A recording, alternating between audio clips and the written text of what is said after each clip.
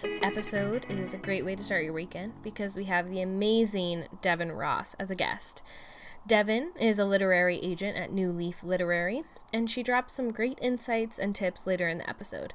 But first, as usual, let's talk about my favorite books right now. One of my favorite books right now is Guilty by Laura Elliott. It is this really crazy mystery. A girl goes missing and her uncle was really close to her and he ends up being a suspect and his life kind of falls apart. And it is this story of what someone does when that happens and how they pick up the pieces and then what are the repercussions for doing that to somebody else. Because there was this reporter who really had it out for him and kept making it look like he was the one responsible. So here's the blurb. It begins with a phone call. It ends with a missing child. On a warm summer's morning, 13-year-old schoolgirl Constance Lawson is reported missing. A few days later, Constance's uncle, Carl Lawson, suddenly finds himself swept up in a media frenzy created by journalist Amanda Bow, implying that he is the prime suspect. 6 years later, Carl's life is in ruins. His marriage is over, his family destroyed, but the woman who took everything away from him is thriving. With a successful career, husband, and a gorgeous baby boy, Amanda's world is complete. Until the day she receives a phone call, and in a heartbeat, she is plunged into every mother's worst nightmare. So Guilty by Laura Elliott has this really big time jump in what happens, and what happens with Constance plays a huge role in what happens 6 years later. And just the way it's all tied together and the way it works, you're just sitting there and you're like, oh my gosh, what's gonna happen? It's a really good one. So if you want a good thriller mystery, I would recommend that. The next book I really love, I read it a couple months ago, but it is Keep This to Yourself by Tom Ryan. And it's has a lot of my favorite things.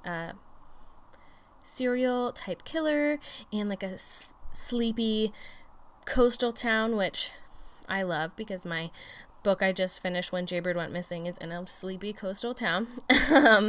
And it's about Mac, who is trying to figure out what happened to his best friend, who was this murderer's final victim. And so he's trying to basically solve this crime. The police never figured it out, and leads him down some really dangerous corners, and you will die at the ending. Hopefully not really, though. Here's the blurb. It's been a year since the catalog killer terrorized the sleepy seaside town of Camera Cove. Great name. Killing 4 people before disappearing without a trace. Like everyone else in town, 18-year-old Mac Bell is trying to put that horrible summer behind him. Easier said than done, since Mac's best friend Connor was the murderer's final victim. But when he finds a cryptic message from Connor, he's drawn back into the search for the killer, who might not have been a random drifter after all. Now, nobody, friends, neighbors, or even the sexy stranger with his own connection to the case, is beyond suspicion. Sensing that someone is following his every move, Mac struggles to come to terms with his true feelings towards Connor while scrambling to uncover the truth. It's got a great little romance in it, and the mystery is top-notch, so I definitely recommend Keep This to Yourself by Tom Ryan. So, let's talk about querying for a little bit. As you might suspect, Devin and I talk about querying in our interview, and she gives some great tips for authors who are querying, so be ready for that. But first, I just recently finished my final revisions on my work in progress, When Jaybird Went Missing. I've been working on this book since 2017, so it feels really good to be done with it. It's gone through a couple pretty major revisions of ages of the main characters and even switching it from first person to third person.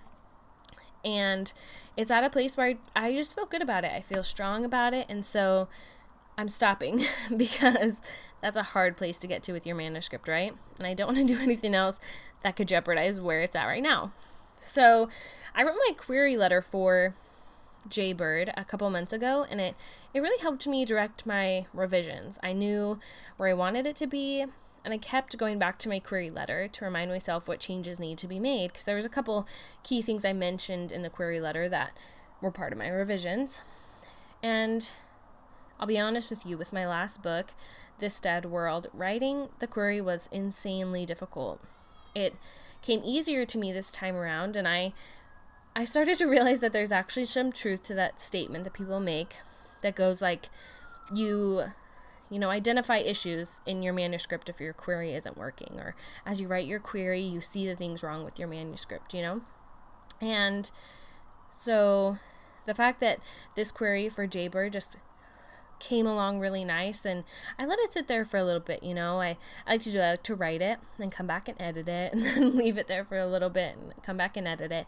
But I feel like my query is concise, includes the main points, shows the stakes, all that important stuff that it's supposed to, but also I feel like really pulls you in and makes you want to know what happened. So, woohoo! And in the past, I've always queried in larger batches, 10 to 15 queries a day. I would do like 5 days in a row. That's a lot of queries and a lot of rejection in your email. So this time I want to take it slower to limit that disappointment that I might get in my email inbox. So yesterday, after I put the finishing touches on everything and my first 10, 5, and 50 pages or whatever, I sent out 5 queries, and then I stopped myself. I figured this would be a good test of my query letter. I like to do that too, I think it's smart. Like, if you send out 100 queries with a query letter and then you're like, oh crap, my query letter is bad, or there's a typo or something, you've kind of shot yourself in the foot with a lot of them. So it's a good test of my query letter to see if it's, as compelling as I think it is. And I woke up the next day to 2 responses. First of all, that was kind of quick, right? Like 2 responses the next day. Crazy. One of the responses was a rejection, but it wasn't a form letter. The agent gave me some feedback, thought my query was great, the story idea was great, but just didn't fall in love with my first pages. Easy enough. It's not going to be for everybody, and I totally get that. The second response was a request for a partial. I've never gotten a request for a partial before. I started to think when I was querying my last book that I was just going to query, stop, write another book, query, stop, just for the rest of my life. And that's okay. If I never get published, it's okay. I love it, and that's why I do it. But right now, I'm firmly living in the place of keeping my hopes and dreams low. So I'm not banking on anything from this partial. It's super exciting to at least know that my query letter is hitting the right places and making an agent want to read more. So wish me luck on this roller coaster that is querying. And now, the main event. This is the first literary agent interview on the Rose Quinn podcast. Exciting, right? A couple of months ago, I made the jump, and I figured we've heard from so many amazing authors, and I will never stop interviewing authors, because as an aspiring author and all of you aspiring authors who listen, it's incredibly helpful to hear the different stories and the different journeys that people take, because no journey is the same. Some people send out 2 query letters and get an agent. Some people query for 10 years. Some people, like Chris, in 2 episodes ago, he didn't even send out any query letters. Crazy, right? So authors and hearing from authors is just incredibly important. I'll always do it. But I think it's super important, too, to hear from agents. And I started to reach out to agents and about talking to me on the podcast. And I've had wonderful responses, which I was kind of surprised about. Agents I know are nice people, and they want to support authors and all that. So I don't know why I was surprised. But me as an unagented writer, I'm like, they probably won't take me seriously. But here we are. And Devin is the first of many agents that you will get to hear from on the podcast. So be excited. Like I said earlier, Devin is an agent with New Leaf Literary. And she gives us a look at her journey through loving books and through her journey to becoming an agent and working with authors. She tells us about her query no-nos and what is on her manuscript wish list. So here we go. Let's get to know Devin.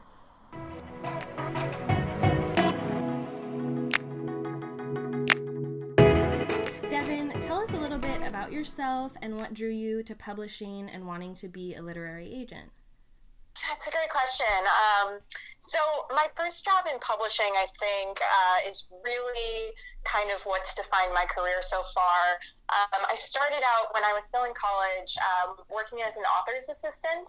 And so I was working very closely with authors right off the bat. It all actually kind of happened by coincidence. I was at a holiday party, and one of my family friends knew an author that needed help, and I needed a side hustle to make some money in college, which is how it all began. That's crazy. That's awesome. I know.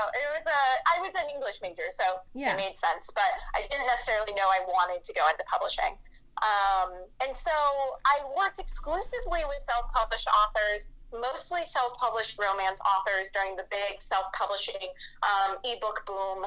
And it gave me a really interesting perspective on how publishing worked. Most of them had been traditionally published at some point in time and had decided to self-publish instead. So it actually kind of gave me a jaded perspective on publishing. I would think from so. the very beginning. Yeah. Yes. But I think that perspective really helped me long term, because it taught me very early on to question the norm and to really ask about things and not just accept things at face value. Yeah. Which, has led me to my career as an agent, I think, in a lot of ways. I have done in-house work as well. My first, official gig was at Penguin Random House at Crown Publishing Group. And I was there for, just over a year, but went to work at New Leaf right after, and just really enjoyed working with authors. And I think in the end, it was really important to me to advocate for authors and advocate for their careers long term, which just isn't quite as easy to do in-house, especially, when you're working tangentially with authors, So yeah. I feel like my whole career path has kind of been pointing me in this direction. That's awesome. That's super exciting. How long have you been at New Leaf? I've been at New Leaf, let's see, 3.5 years. That's awesome. So I've been there. I started working under Joanna Volpe of New Leaf founding fame, and I worked with her for several years before becoming an agent myself about a year and a half ago.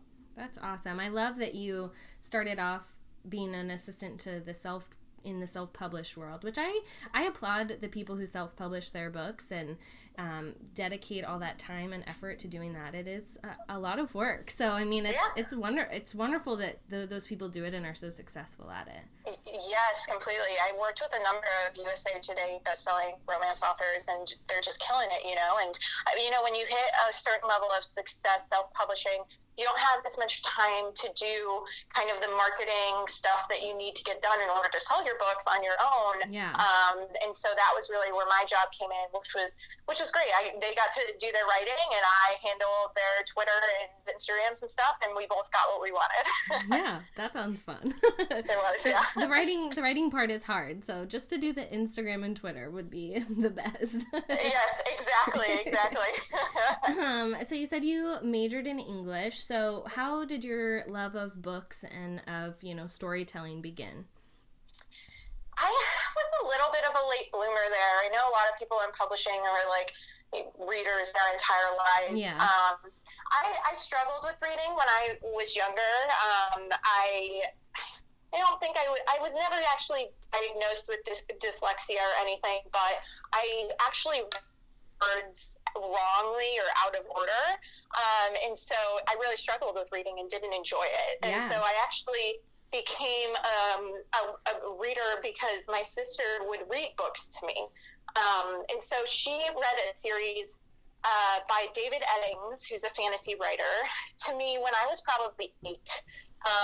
And we went through all of them. He was a very prolific writer, and I think there are 12 books in the series. Jeez. And we would just sit down, and I would draw, and my sister would read to me, and it was great. And I got to experience books kind of through her in those younger years. And then it wasn't until I was in high school that I really started reading on my own. I loved my English classes. I think I was one of those lucky people that had one of those English teachers that just kind of spread their love of the written word. And so I read Ender's Game by Orson Scott Card myself, and that was really just what spurred it. It was like, wow, reading is great. I can experience all of these worlds. Yes. I think that's great. I definitely think there are people who are like, reading comes easily to them. I'm one of those people. My dad is a huge reader and passed that on to us, but I know other people, like my husband can't make it through like the first 10 pages of a book. Like he can't sit down every single day and read a book, you know? So and it takes different people different amount of times to get to that point. But I think we have your sister to thank for you being where you are now and being able to help agents or to help authors get where they want to go. Completely. She would definitely take credit for that. Yes. We will give her that credit. Yeah. So now let's talk about something that I'm sure a lot of people who are listening to this are going to want to hear the answers to, but let's talk about queries for a little bit, which are, the bane of everyone's existence. So my first question about queries is, in your opinion, do you think queries need to stick to like that specified formula, not so much like submission guidelines for each agency, but just, the golden rules for queries? I don't. I do tend to believe that queries need to contain specific information. If you can put that information in any order you want, you can add other things if you feel like that'll be beneficial for the agent to know. Mm-hmm. But like actually breaking it down like sentence by sentence, here you introduce yourself, here is a one-line pitch, here are your comps. That I don't find that necessary. Okay. I'm going to read the whole thing no matter what, and that's a golden rule. I'm always going to read the whole thing. That's good. As long as all of the information I need to know who you are, what your book is about, and all of that is in there, then go wild. Yeah, that's good. I think that a lot of authors get stuck in this rut, because I have always had a really hard time with queries. They don't come naturally to me. I can write the whole book, but to condense it down into the 250 words or whatever is like painful. So, I think a lot of people struggle with that, and then and people, authors will put it on all these websites to have other people critique it, which isn't always the best thing either, because people are mean and it doesn't always go so good. But it's like, then you get in this like, oh no, I can't fit it in this specific formula. You try to do something different and then people shut it down. So it's just good. It's good to know that it's okay to shake it up. But, I don't know. I think queries, there's some agents that would go the other way and say, I think that's always going to be true. Yeah, there's always differing opinions. I think queries are one of the great ironies of the publishing industry, because basically what authors have to do is create a pitch to sell their book to an agent who then is going to say, okay, I'll sell your book. Yeah. Right? Yeah. Like it is my job for the clients that I sign to sell their books, and I'm sitting here telling you, sell me your book, sell me your book so I can sell your book, you know, and it doesn't necessarily make sense in the long run, but in the end, there has to be some way for you all to pitch us, and that is, I guess, the way that we decided on 100 some years ago, and we've stuck with it. Because, never going back. It's better than us sending you our full and complete novel and you having to read that to decide. That is very true. Yeah, I understand that aspect of it. Yes. So I'm like, okay, I'll write the freaking query letter. Totally. So for you, in your experience reading query letters, what is your number one query no-no? Man, I have a couple. I guess the first two kind of go hand in hand, which would be don't be overly familiar with me. I'm not your best friend, so don't talk about my childhood dog that passed away that you know about because you read it on Twitter, right? Yeah. Like, kind of simple. This is the beginning of a business relationship, and so keep it professional, Right. So I do tend to feel uncomfortable when people start out their queries talking as if we know each other, when we don't. So that goes hand in hand with the second one, which is, always be professional. Yeah. And just think of it as like almost a job interview, this is the beginning of what you want, and you, meaning the author, wants to be a long-term relationship and a professional relationship. And you wouldn't, go to a job interview and be overly familiar and ask super personal questions or call out super personal information that you found out via stalking some interviewer's Facebook, Yeah. So don't do it with me either. The other thing is very small, but it is a pet peeve of mine, which is spell my name right. Oh, yes. Which I see at least 10 times a day, Yikes. And it really bothers me because, it falls in the be professional category, but, show that you've done your research. I'm sure you have done your research, because you picked me out of all of the other agents at New Leaf, let alone all the other agents in the world, and just show me that you actually know that my name is Devin and not Dennis. I'm not a man, my picture's right there. So it is one of those things, or spelling my name with O instead of an I. I understand that many women spell their name with an O instead of an I, but not I, so... I mean, when I query, I have the page of the agent up and my email, so sometimes I copy and paste if I'm I'm going to spell it wrong. That seems normal. I didn't realize people did that so much. Yeah, it happens more frequently than I would guess, and of course, every once in a while there will be a typo, and I don't mind typos in queries. I mind if there are 40 typos in a query, but everyone makes human error. That I don't mind, but when it comes to my name, you should know it, because you want me to work with you for the next 15 years of your career. I'm going to look at your name when I email you back asking for the full. You should therefore look at my name when you're emailing me to begin with. That is a good one, and I think it just shows that I think querying, people can do it in a rush. They'll send out 50 in a day or in a week or whatever, and they're just doing it like a robot, mindlessly. And it's okay to slow down and put some more thought into what you're sending out, because it is a business relationship. It's like an interview, like you said. You want to make sure to put your best foot forward. Yes, completely. It's number one for me. Oh, well, those are good query reminders. So what things in a query or first pages that people send you will make you stop reading immediately? I don't like being confused.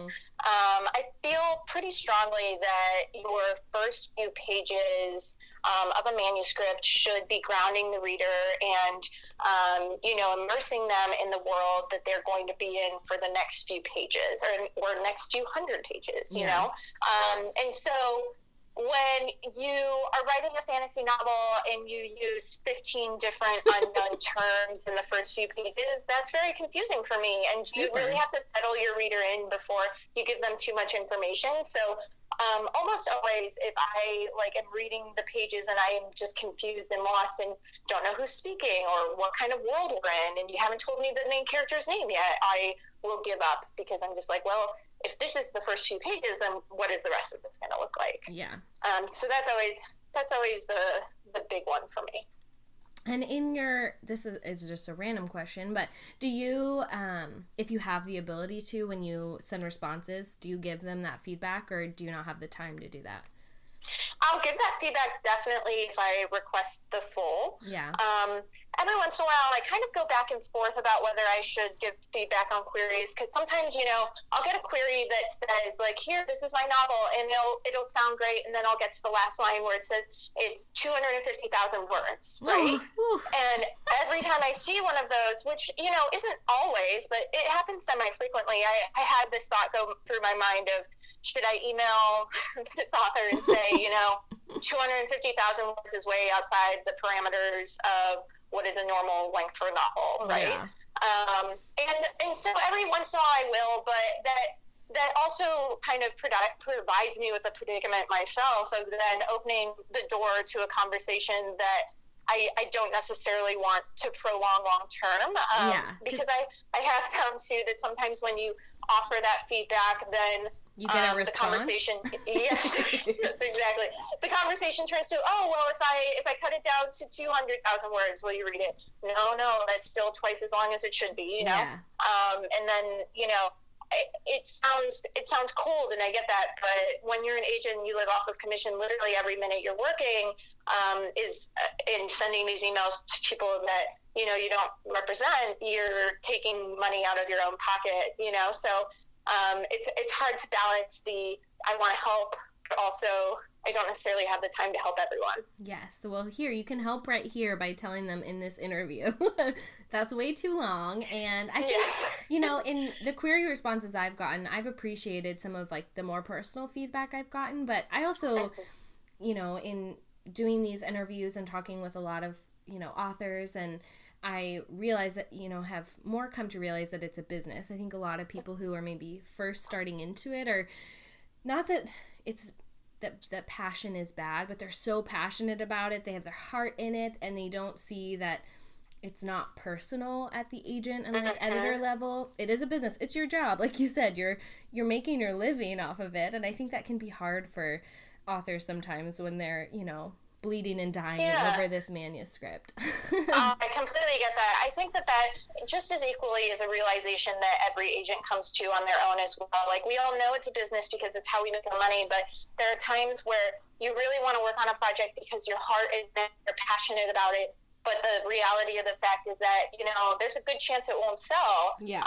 And so we have to make those decisions as well. Do we put the effort to work on it because we believe in it so much anyways, even though we know it probably will sell, or do we, pass up the opportunity to work on something else that has a better chance? And, all of us have this opinion, have this, wow, okay, I need to be a little bit more realistic with my time and that kind of thing. Yeah, it's a struggle on both sides, I see. It is, yes, it is. Well, okay, my next question is, what is your favorite thing to see in a query? What's something that gets you really excited? Obviously, when it's interesting and you're not confused, but more than that. I love great comp titles. It's always something that I first look at in a query. What are we comping this to? And I love it when an author has researched me and says, like, oh, Devin did an interview and said that she loved this book specifically. I'm going to use that as a comp. Or this is a client of hers. She signed as client and sold their book. I'm going to use them as a comp. Having that insight to do just a little bit extra research, which I know is difficult when you're querying a lot of people and you've had a lot of rejections, but I always see it and appreciate it, and I am much more likely to, carry through reading pages, even if I am slightly confused. If I'm like, oh my God, they comp this to my favorite book of all time, I have to read this, you know? I think that's awesome. I, for a long time, didn't really, I can't remember what year it was. I feel like it was forever ago, but probably like 3 years ago, I was querying a novel. It was dystopian YA, and I didn't even include comp titles because part of me was really like, the comp titles I wanted to use were like huge books that were crazy popular, and I was like, that feels weird to compare my book to like, like a best-selling book. But now going through it, and I just finished a like YA mystery crime novel, and I've been reading a lot of that same genre, and I was like, oh, these are perfect to use. And I feel like it definitely is good to have a frame of reference. That's really kind of what I feel like it uses it for, and that's can be really helpful when you see so many queries. Yeah, completely. I mean, anytime someone comps one of the authors I work with, even the lesser known ones or the ones whose books are going to come out next year or whatever, I always see that, and I always recognize that. I had a person query me a couple weeks ago where they actually mentioned an article that came out about a project that I had just sold, which was an adult queer romance. And they were like, I see what you're doing. I see what you're trying to accomplish with your list. And I really appreciate like the efforts you're making towards this genre or whatever. And I requested that manuscript because I was like, heck yeah, like, you are a great person. You see what I'm doing. I see what you're doing. We could make this a great symbiotic relationship, And that's the, like, when they're familiar with you, but in a professional way, right? Like, that was a good example of that. Exactly, yes, yeah. I mean, that was them looking at my client list, the sales that I've made, and saying, she is working in my space and she understands what I'm trying to accomplish, right? That's exactly the type of research that an author should be doing when they're querying agents. Yeah, I love that. So my last question really on queries, but what are your like big tips or golden rules for authors who are querying? So I think the thing that I like to see the most is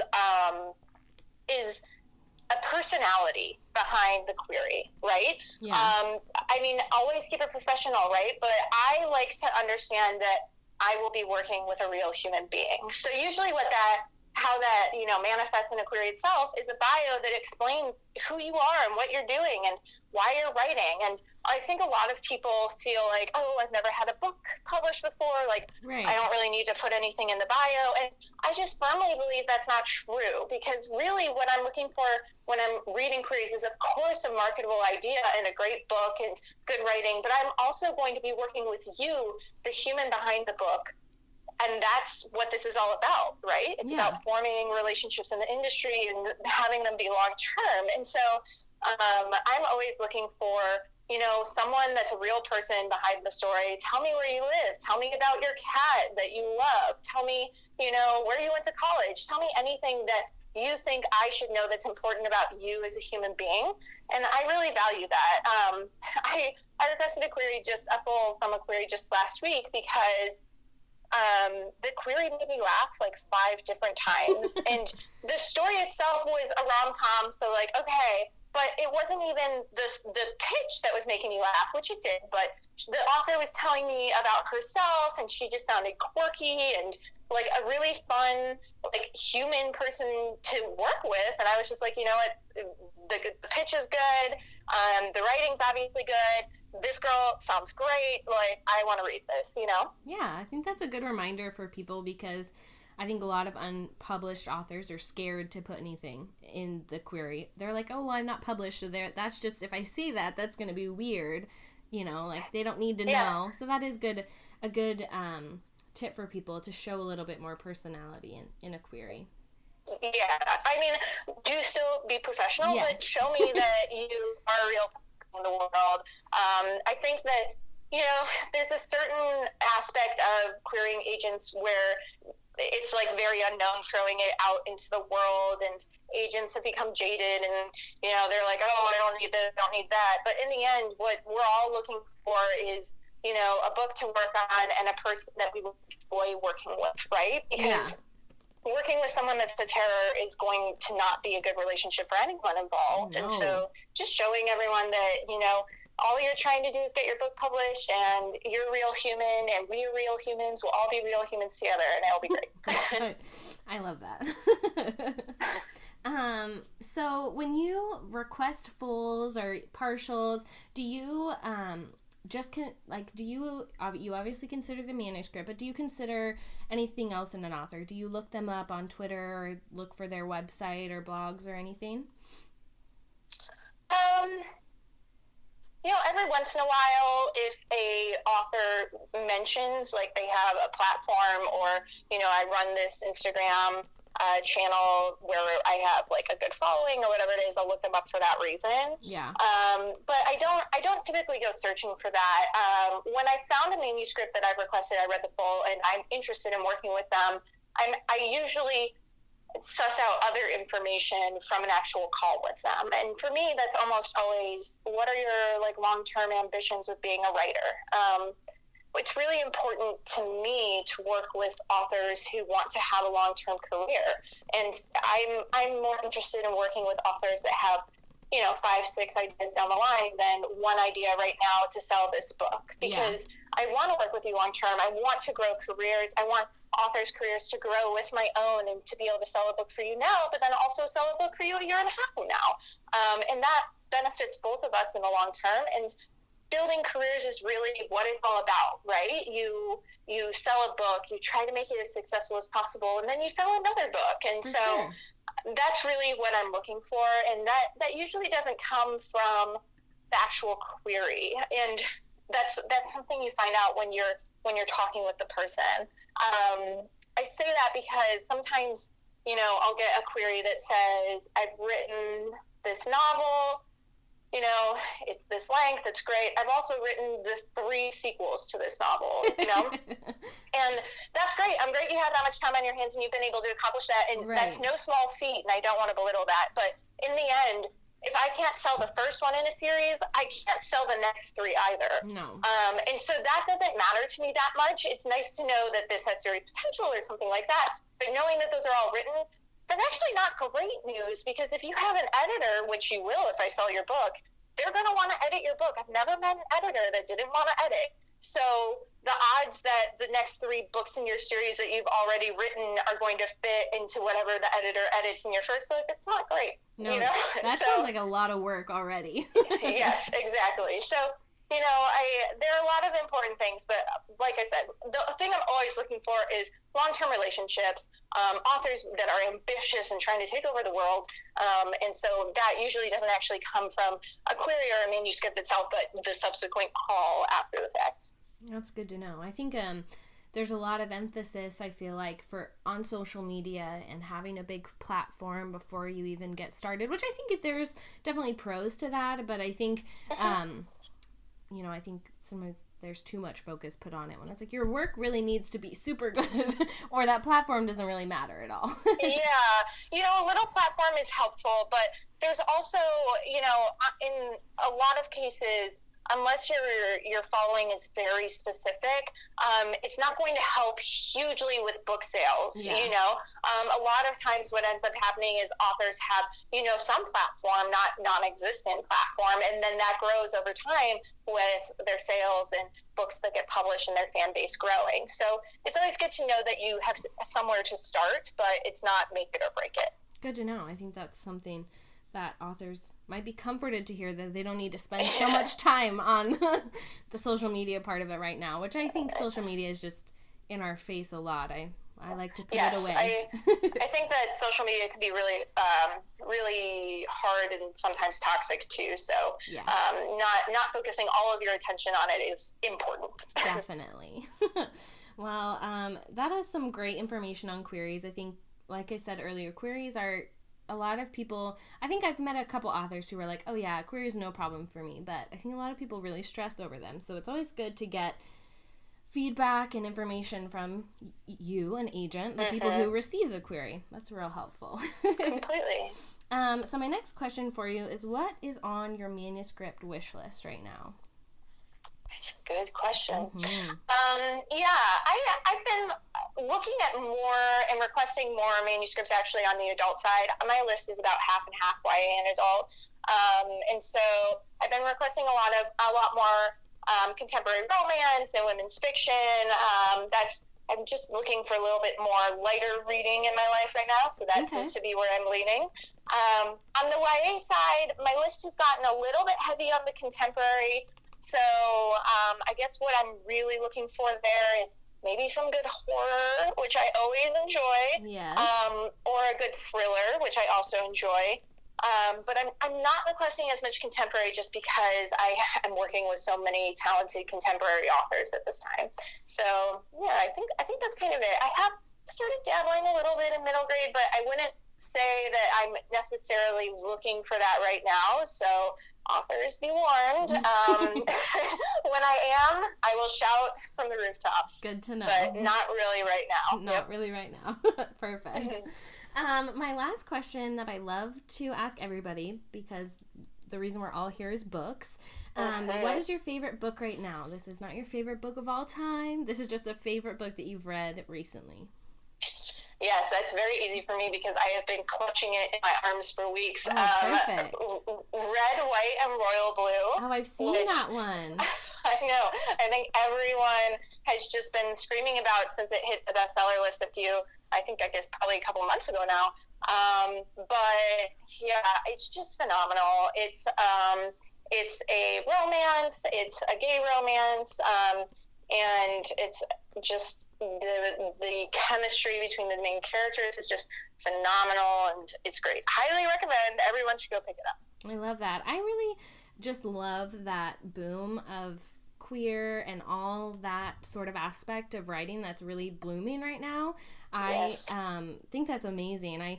When I was younger, there was nothing like that. I feel like nothing as mainstream's probably not the right word, but nothing as popular as what there is right now. I think it's really wonderful to see all of that. I read a really good one recently, Tom Ryan, Keep It to Yourself. It was a mystery, like murder in a small town, but the main character is gay and has a romance, and it was just the best. Like it doesn't matter for me like what it is, who it is. I just love and I just want to read about it. So I think that's awesome. I completely agree. I think that in this case, you just fall in love with both of the characters so quickly, and they're like polar opposites, and you're like, I know this is gonna work out, but how are they gonna get there? And it was just such a fun read. It was the first book in a really long time that I've stayed up until like 3 a.m. reading because I didn't want to put it down, which, I read a lot. I read for a living, so it's harder to find those books that just suck you in immediately, and this was one of them. That is so great. I've been seeing it all over, and I need to put it on my list. I have such I'm so deep in arcs in my reading schedule that it's hard to fit in other books. Yes, I get that. I can relate to that on a spiritual level. Yes. Well, Devin, thank you so much for chatting with me for the podcast. This has been amazing, and you've been a fountain of wonderful information. Thanks so much for having me. It's been lovely chatting.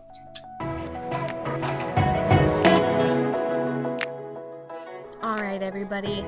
How amazing was that? Our first literary agent on the podcast and sharing so much incredible information with us. As always, please rate and review this episode wherever you find it. It really helps me a lot. And follow me on Instagram and Twitter at RoseQuinny, Quinny, and send me a quick message if you want to be on the podcast or you have a question, have a favorite book you want to share, anything like that. Alrighty, guys, until next time.